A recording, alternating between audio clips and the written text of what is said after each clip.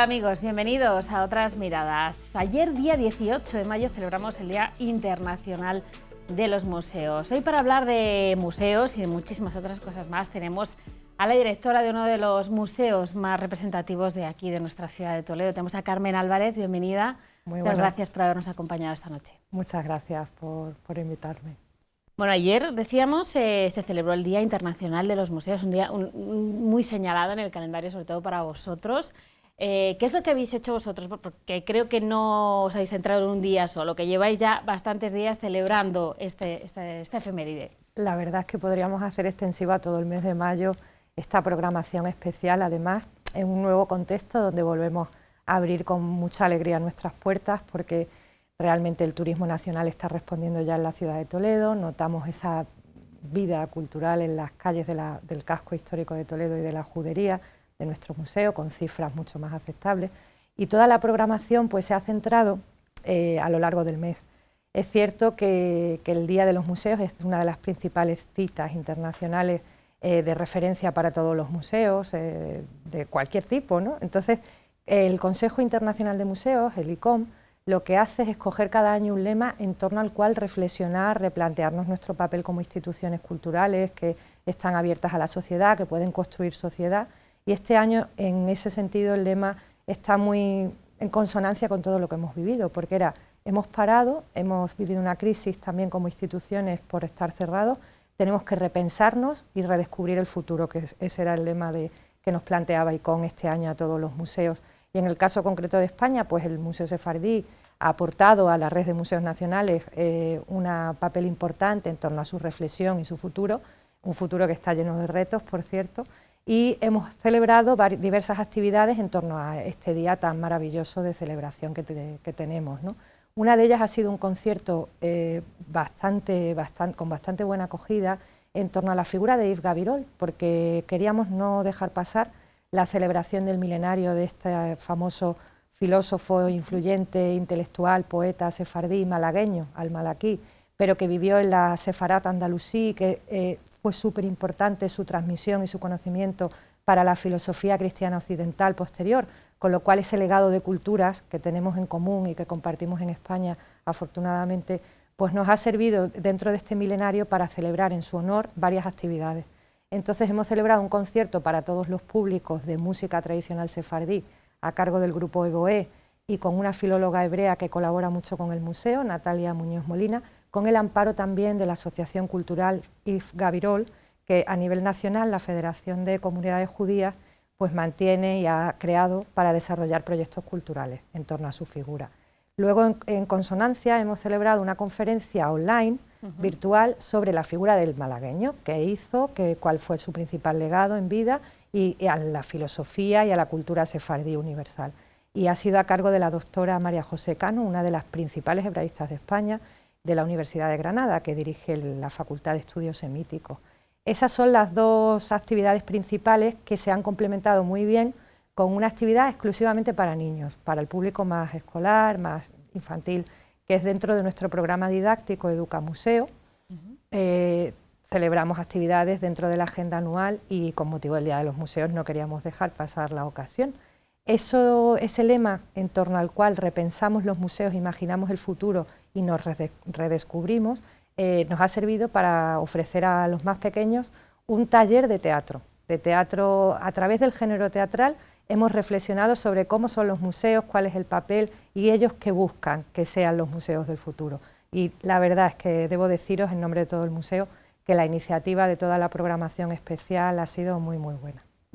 Es fundamental también los niños, como decís, hacer hincapié en ellos porque son realmente los que luego van a ser los custodios de toda esta cultura sefardí en Toledo, la ciudad de las tres culturas, que parece que se queda un poquito en esa frase tan grandilocuente, pero realmente la gente conoce la cultura sefardí, se sorprende cada vez que entra a vuestro museo, un museo dedicado a toda esta cultura. Cada vez más. Es cierto que esa es nuestra principal misión. Redescubrir, descubrir, preservar y difundir el legado hispano-judío en España a todos los públicos, especialmente el de Toledo, que lo sientan parte de su propia identidad local, de su propia historia y patrimonio. Y creo que en ese sentido hemos reforzado mucho en estos últimos años ese papel, ¿no? El programa didáctico para eso es fundamental, efectivamente. Es una oferta de actividades para los públicos más centros escolares, que refuerza nuestra colaboración con ellos, además, y cómo el museo tiene una vertiente, una función educativa muy interesante, que puede ayudar a redescubrir nuestros mensajes como museo, la presencia judía en España, el legado hispano-judío, desde un punto de vista divertido, didáctico, donde ellos pueden aprender y disfrutar y a la vez pues contribuyen a sentir ese legado como propio. ¿Crees que es conocido o que hace falta sacarlo más? Porque Toledo tiene una judería espectacular y es una de las grandes capitales, pero ¿lo conocemos los toledanos? ¿La gente tiene ese interés por conocer la cultura judía? Yo creo que sí, porque se siente parte de su propia historia, la judería de Toledo, considerando que es una de las juderías más importantes de Europa, de referencia en la red de museos judíos europeos. La labor a nivel local de ese conocimiento en los últimos años ha mejorado mucho. He de deciros que también la pandemia y la crisis ha servido para que el público local se acerque, porque en periodos más de cierre de fronteras entre comunidades autónomas, esta situación que la situación sanitaria nos ha provocado a los museos de Toledo, nos ha servido para que los toledanos nos conozcan de manera más directa, si cabe. Y hablo de público muy diverso de Toledo, familias, personas jóvenes, que a través de distintas vías se han acercado al museo. ¿Cómo se han acercado? Pues la propia visita, para disfrutar de esa visita casi en soledad, ¿no? De contar con las salas de toda la sinagoga del tránsito para ellos prácticamente. Y hemos hecho mucha labor de acercamiento en ese sentido en este último año y creo que sí que ha servido y que el toledano sí que siente el patrimonio del Museo Sefardí como propio. Es algo, hay que sacarle una parte positiva a la pandemia, ¿no? Que por lo menos hemos redescubierto parte de nuestra propia cultura y de nuestra historia. Además estáis en un edificio, como tú decías, en la sinagoga del tránsito, con tantísima historia y tan maravillosa como es, que supone de estar en este emplazamiento tan idílico. Es un lujo trabajar en un museo como este. Nuestra principal pieza, siempre lo decimos, es la propia sinagoga. Sin ella no estaría el Museo Sefardí en Toledo, he de decirlo. Y la labor, yo llevo 11 años trabajando en el museo y la labor que he visto previa de reconocimiento de la propia arquitectura del museo, de cuidado, de preservación de nuestra principal pieza, que como digo es la sinagoga. Es la referencia con esa decoración maravillosa que tiene de yeserías, con ese programa artístico que tiene tantos mensajes además de simbolismo y de contexto histórico de por qué se crea la sinagoga en el siglo XIV, quién la crea, qué se pretende construir. No es nada intencionado, simplemente es reflejar cuál era el papel que contaba la comunidad judía de Toledo en el propio edificio. Y hay miles de mensajes escondidos en la sinagoga que me gustaría que todos los toledanos, por supuesto, redescubrieran y se acercaran a la misma, ¿no? En este tiempo de pandemia que hablabas antes, vosotros, bueno, todos estábamos metidos en casa, todos los museos han sufrido ese cierre, todo, pero vosotros no habéis estado cerrados. He de deciros que, bueno, que cuando se aplicaban las medidas de refuerzo sanitario y por prevención y por prudencia, las autoridades sanitarias de Castilla-La Mancha nos marcaban un poco los criterios a las instituciones culturales y a los lugares patrimoniales, pues sí que hemos tenido periodos de cierre puntuales por estas medidas que eran en prevención a evitar, por supuesto, problemas mayores, ¿no? Entonces, estos periodos un poco inestables, he de decir, porque hemos conjugado un cierre de la institución física que hemos aprovechado para impulsar la actividad digital, ¿no? Por otro lado, con aperturas muy tímidas, con aforos muy reducidos, me refiero al 30%, con un acceso muy limitado, con el turismo pues en stand-by. Entonces estos periodos que hemos vivido, sobre todo especialmente el año pasado, nos han servido a nivel interno, sobre todo. Ha sido una oportunidad de trabajo interna para reforzarnos un poco, para planificar mejor ciertos proyectos que tenemos encima de la mesa, como es la obra del edificio de oficinas. Estamos en plena renovación arquitectónica de nuestros espacios como museos, que no es solo la oficina de los trabajadores del museo, sino que va a haber una nueva biblioteca, un nuevo servicio de atención al visitante, un nuevo puesto para investigadores, para celebrar actividades pequeñas. Va a ser una renovación en muchos sentidos del Museo Sefardí, esta etapa y la crisis nos ha servido para empezar a trabajar mejor sobre ella, la verdad. También nos ha dado la oportunidad, como decías, pues de darle una vuelta a todas las actividades digitales que a lo mejor las teníamos un poquito olvidadas, y ahí empieza la renovación, ¿no? De uno de los retos de los que hablabas antes, ¿no? Efectivamente, además casi al inicio de la pandemia tuve la suerte de contar cuento con un equipo pues muy involucrado en el museo, en su papel y en su difusión. Entonces, desde el principio aprovechamos con pocos recursos, he de decirlo, nuestro potencial como museo, los principales mensajes que la exposición, las piezas del museo cuentan. Entonces creamos un proyecto virtual que se llama Encuentros Virtuales en el Museo Sefardí, un ciclo de conferencias, pero donde también el museo se ha visto ayudado y reforzado con la labor de investigación que tiene detrás, porque sin investigación pues los mensajes del museo no serían acordes. Entonces necesitamos a la red de investigadores que trabaja cercana al Museo Sefardí, hablo de hebraístas, hablo de arqueólogos, de historiadores, de documentalistas, todas esas personas del saber que nos ayudan mucho a construir el museo.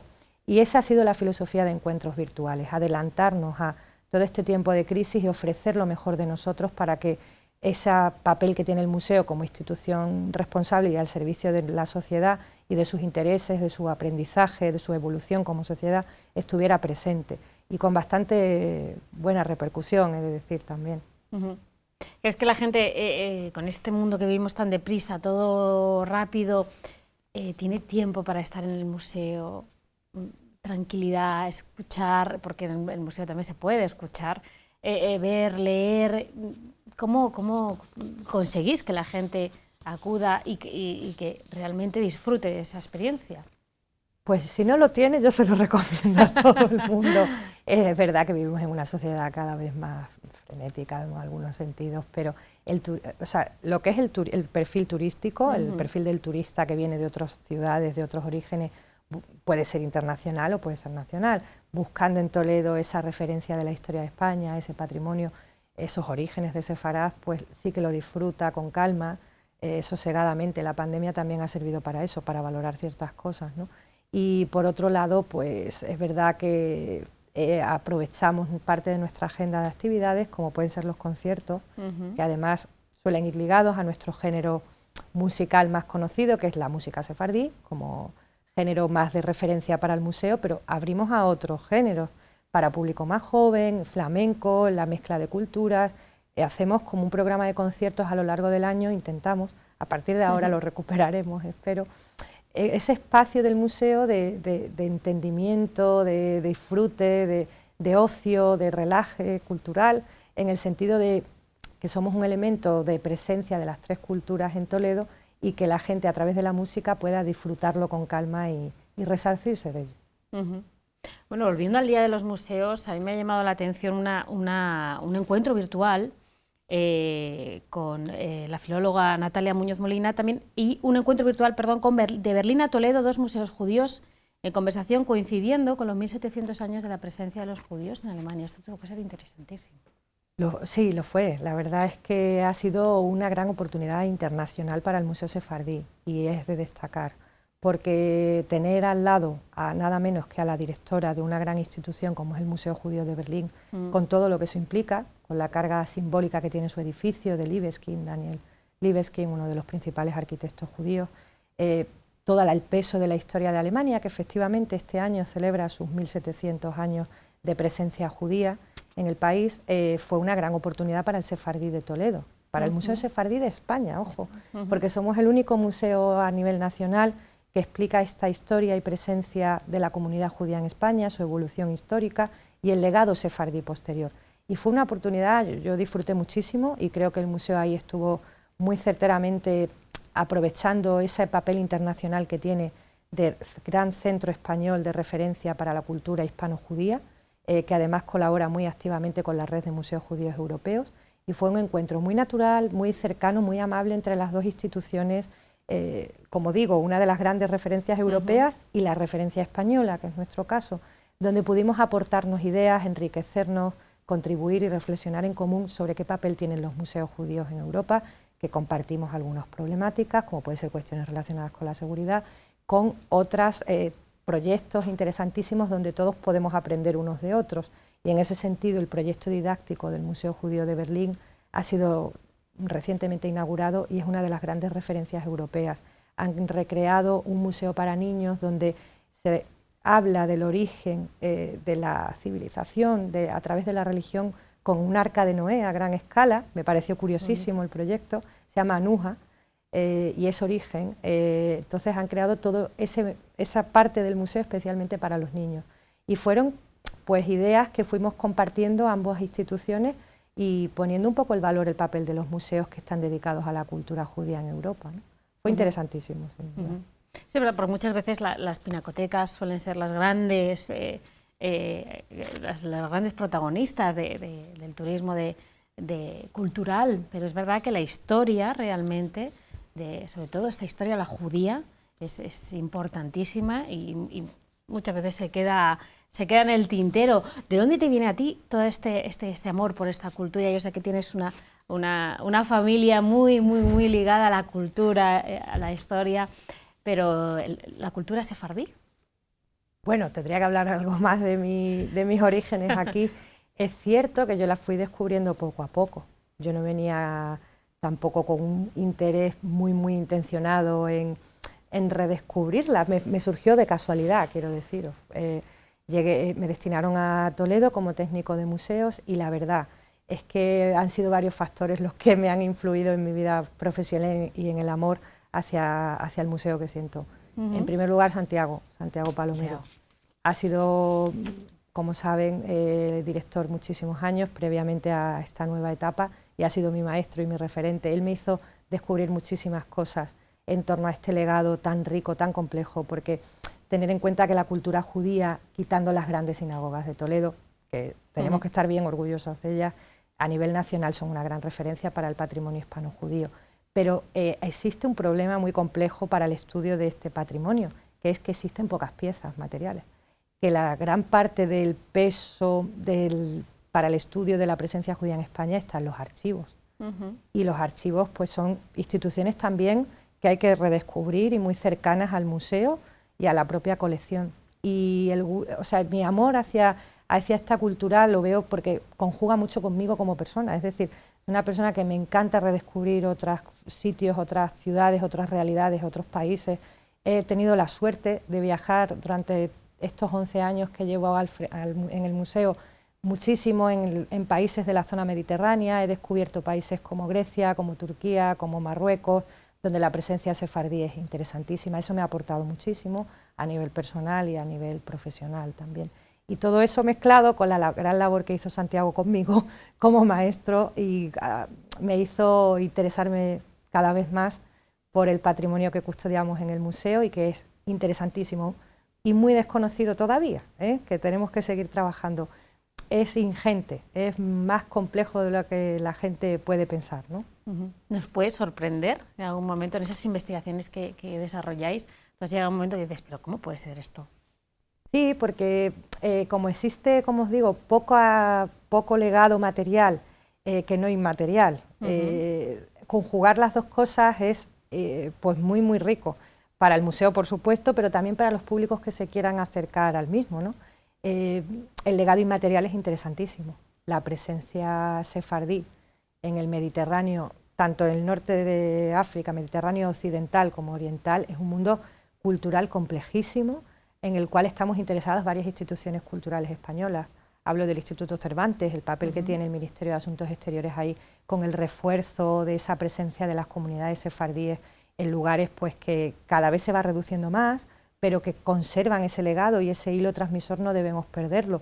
Ahí está la revalorización que hemos hecho recientemente con el judeo-español, la lengua, que es riquísima, que existen todo un legado material en obra, de teatro, ensayo, coplas populares, literatura popular, pero legado inmaterial en el cancionero, en el refranero, que hemos heredado en España por un lado, gracias al mundo converso, que también mantuvo ahí de alguna manera esa continuidad cultural con el mundo judío, pero con el legado sefardí, que se ha establecido por todo el mundo, donde yo siempre me fijo en el Mediterráneo como principal referencia. Encontramos comunidades sefardíes en lugares como Marruecos a día de hoy, y hay museos judíos en Marruecos. Entonces es un legado tan rico, que bebe de tantas fuentes y que comparte con otras. Ahí está también el proyecto que hizo Alfonso X con la Escuela de Traductores. Es que son muchas referencias que sin duda son, a mi juicio, de enorme interés, ¿no?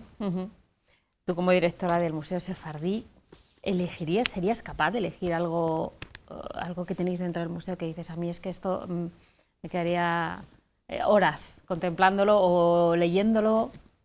Es que voy a recurrir a lo inevitable, que es la propia sinagoga. Ajá. Que me parece un lujo contar con una sinagoga exenta, que evidentemente los avatares históricos hicieron que se tuviera que restaurar, pero es la sinagoga original que Samuel Leví manda a construir, primero de carácter privado y luego dona a la comunidad judía de Toledo, y esa evolución tan compleja.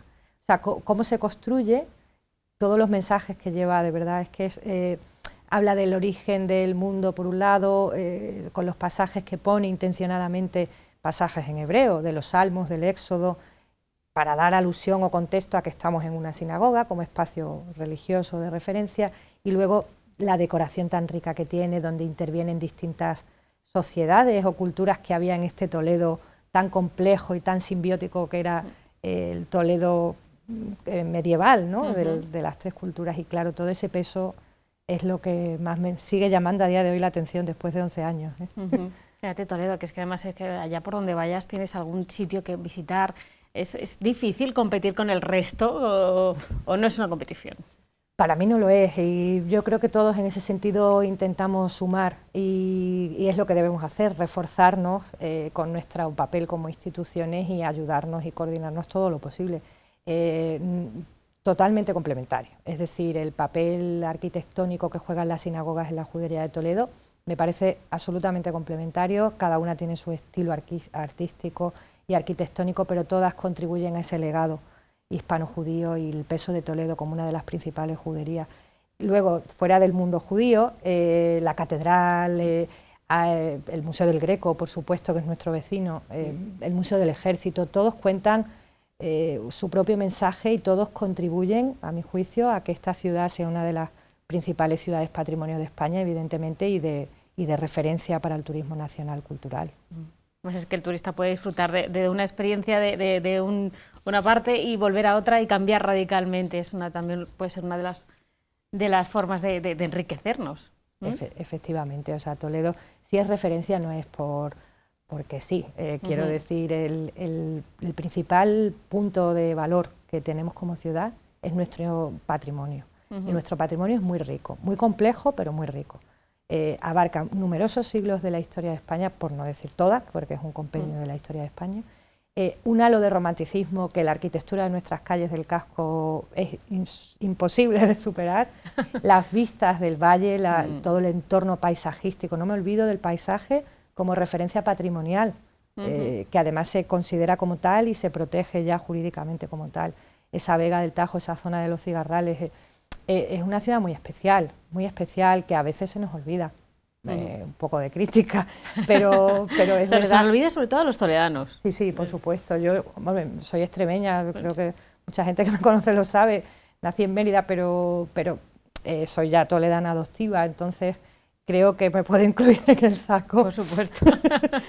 Creo que se nos olvida a veces que nuestro principal valor es el que tenemos que cuidar y ya está, no tenemos ni que esforzarnos en crear otros conceptos, ni cuidar ese valor que tenemos, y creo que todos compartimos la preocupación y ese trabajo de proyecto de sacar Toledo como ciudad de referencia. ¿Realmente convivieron en paz esas tres culturas? Yo tengo mis dudas.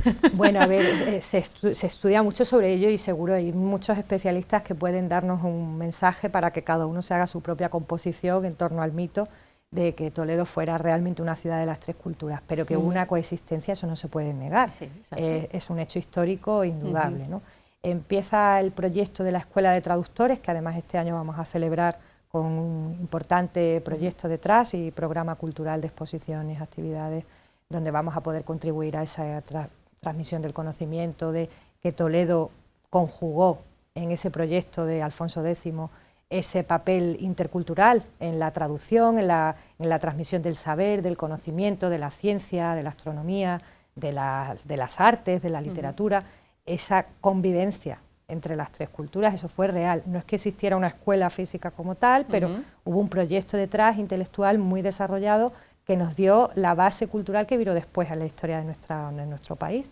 Y posteriormente, en el Toledo medieval, hubo momentos pues muy inestables, como puede pasar ahora en cualquier sociedad. Es decir, la presencia de las tres culturas no fue estable en el tiempo, no fue lineal. Es verdad que el judaísmo floreció en distintos momentos del Toledo andalusí y del Toledo medieval posterior, y en todo lo que se conjuga con lo complejo que es, urbanísticamente analizar la ciudad, te das cuenta de que existían barrios dentro del propio barrio del casco histórico, y hubo una coexistencia, eso es indudable. Que fuera más o menos pacífica dependía del momento y de la situación política, de la religión dominante o de la cultura dominante que estuviera en ese momento, tanto en época andalusí como en reinos cristianos posteriores, pero que sí que hubo una coexistencia y que en algún momento fue positivo para ello. De eso nos encargamos desde el museo de repetirlo, y que además en nuestro programa de inscripciones se ve cómo conjugamos las inscripciones hebraicas, que hacen referencia a que somos un edificio sinagogal, con inscripciones árabes, todas muy de trascendencia y todas muy simbólicas, ¿no? Porque estamos en un espacio religioso, pero a la vez conjugando ambos idiomas sabemos que hubo ahí una interculturalidad, sin duda. Que sin duda enriquece, volvemos otra vez a lo mismo. Ya para ir terminando, Carmen, ¿cuál es el futuro del Museo Sefardí? ¿Qué nos tiene preparado? ¿Qué proyectos tenéis? Pues tenemos muchísimos retos por delante. Hemos empezado, la verdad es que no queríamos que hubiera ocurrido esta crisis que a todos nos ha afectado mucho, pero es cierto que nos ha servido quizá un poco esa paralización de la vida cultural y turística, que por supuesto no nos ha beneficiado a nadie, pero como decía antes, pues aprovechar ese momento de drama y de crisis para trabajar en otros proyectos, y el proyecto de dirección, de gestión del museo, pues pasa por una nueva etapa en la cual prudentemente y progresivamente vamos dando pasos. El primer año 2020 nos ha servido para ordenar las ideas y saber como museo qué papel tenemos, con los ciclos estos de conferencias virtuales, con la renovación del edificio como principales proyectos. Y una vez que acabemos nuestro nuevo edificio y pongamos en marcha nuevos servicios, estamos a la vez trabajando ya y planificando los mensajes que vamos a renovar en la exposición del museo, en lo que es la exposición permanente. Estamos renovando todos los paneles que explican el museo en las salas, lo que se conoce como el discurso museográfico y la gráfica de exposición, para hacerlo más accesible, para hacerlo igual de riguroso, pero más accesible y más moderno, en definitiva.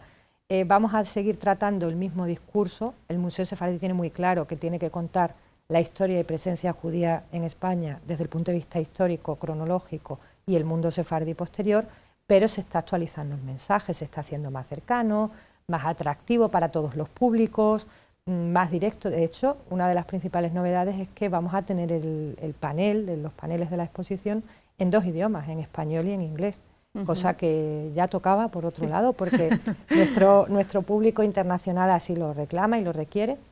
Y lo que es la base científica, o sea, el museo tiene que contar un mensaje general que sea atractivo y cercano, para que todo el mundo lo entienda, en la exposición y en las piezas. Pero luego el museo aprovecha otros recursos que tiene, que son la audioguía, la hoja de sala explicativa, la publicación científica, que es la guía del museo, para profundizar esos niveles de conocimiento, porque claro, ese es el básico, el general, el que todo el mundo tiene derecho y acceso a conocer de nuestro museo, pero luego vamos a contar con la investigación para volver a renovar la guía general del museo, incorporando nuevos mensajes, los hallazgos recientes, y no me olvido de que debajo de nuestra obra de oficinas hemos excavado, tenemos un interesante trabajo encima de la mesa del director que nos llevó a cabo la excavación, que fue Arturo Ruiz Taboada. No me olvido de eso, que es parte del futuro del museo, esa publicación científica, sacarla adelante, y en los dispositivos multimedia de la visita, en distintos idiomas, español y idiomas europeos, hebreo también, como idioma estratégico nuestro, evidentemente, pues vamos a complementar el mensaje del museo. Y todo eso poco a poco requiere de una planificación, requiere de un tiempo y no se pueden hacer las cosas solo en un año, ¿no? Iremos poco a poco. Bueno, pues esperando todos estos proyectos, poder verlos, poder disfrutar de ellos, animamos aquí a todo el mundo a que se acerque al Museo Sefardí porque merece la pena. Carmen, ha sido un placer hablar contigo. Muchísimas gracias por habernos acompañado. Esperamos que todo este mes de mayo sigáis con esas actividades para celebrar este Día Internacional de los Museos y que, que siga abiertas las puertas y que siga entrando gente y conociendo esta maravillosa historia sefardí. Muchas gracias. Ha sido un placer también para mí. Muchísimas gracias. Bueno, amigos, y hasta aquí el programa de hoy. Los esperamos la próxima semana.